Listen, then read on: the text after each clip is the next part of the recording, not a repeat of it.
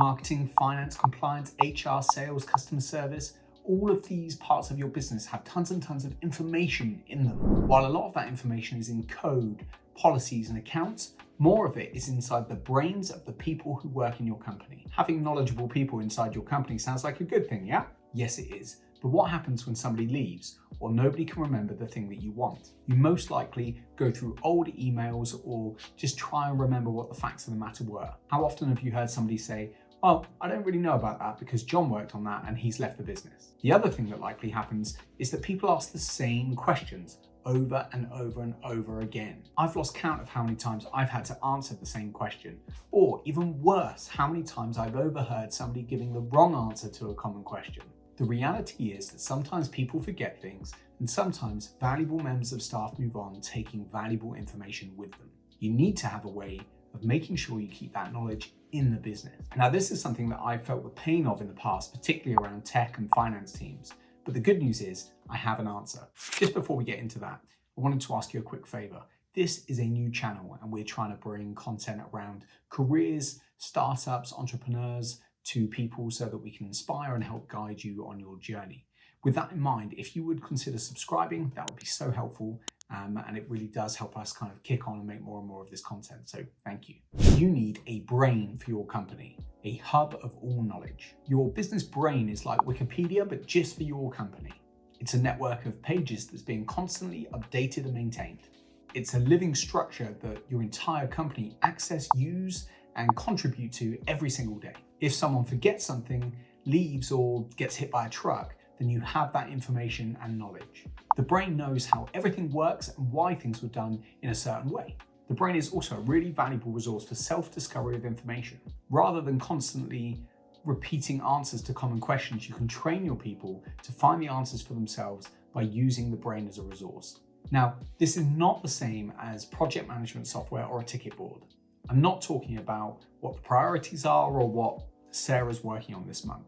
I'm talking about facts, knowledge, changes, movements, targets, processes, all of the important things that make up the information that is your business. The end result of this should be that if you want to know something about a part of your business that you're not involved in, you should be able to go to the brain without speaking to another human being and get all the information that you need. It should be self-explanatory, easy to understand, and in a format that you can access nice and easily. This is something I feel that so many businesses would benefit from, and so many companies, particularly small and medium-sized companies who don't have the infrastructure to handle quick resignations or kind of loss of information. Really, there's a cost to that stuff that you can never really calculate, but this is an answer that can make things so much better and really transform your business in a way that you probably can't even imagine. So how do you do it? Because a business brain won't just magically appear by itself. Well, there are 4 steps to producing your business brain: software, structure, the golden rule, and evolution. So first, step 1, software. I suppose you could technically do this on paper and pen, in a notepad, on a Google Doc or something like that, but there is a reason why Wikipedia is what it is. Now, fortunately, there are loads of great tools, off-the-shelf software that work really well for this. More and more people are using Notion to run their company wikis or brains, and that's a really great choice. But something like Tetra, ClickUp, Confluence, or Slab will work really well also. In truth, most of these products are about the same in terms of their features and even their design. So find something that works well for your price, your team, and the number of users that you're going to have. The most important thing will be that you commit to whichever tool it is that you choose. Step 2, structure. Once you've chosen your tool, you're going to have to set some structure and some rules for how this is going to work. Without structure and rules, it's a bit like giving a group of people a Monopoly set and asking them to play the game without giving them any rules or instructions. It just doesn't really work. They would just end up chasing each other around the board, not knowing what the objectives are or what they're supposed to do. You need some instructions to make sure that your business brain becomes a coherent and useful tool. Wikipedia has over 57 million pages, but they all follow a set of rules. It's the world's biggest encyclopedia and anyone can edit it. But there are over 100,000 people who administer and maintain those pages to make sure that they follow the rules and the structure. Can you imagine how quickly Wikipedia would become out of date, full of misinformation and God knows what else if nobody was there to maintain the structure and the rules of the Wikipedia? So you need to think about some rules and some structure to control your new business brain. and make sure that it's used correctly. What happens when people update it? What happens if people don't update it? These things are really important to think about right from the start. Now, step 3, the golden rule. The golden rule is arguably the most important rule. And in this case, it basically means leadership. If you're going to do this, then you have to put a stake in the ground right from the very top of the company. It has to become a non-negotiable. Otherwise, it just won't work. People will not naturally do something like this at the start. It will take time to get widespread adoption and for people to form the habit of using this tool. So at the beginning, you have to really work at it.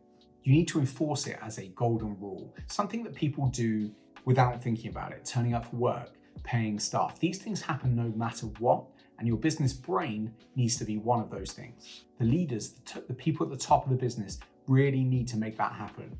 That's where that drum needs to be banged from, right from the top of the business. Without that, this probably won't work. If you don't follow this golden rule, if you don't enforce this through your company, then you may as well not do this at all.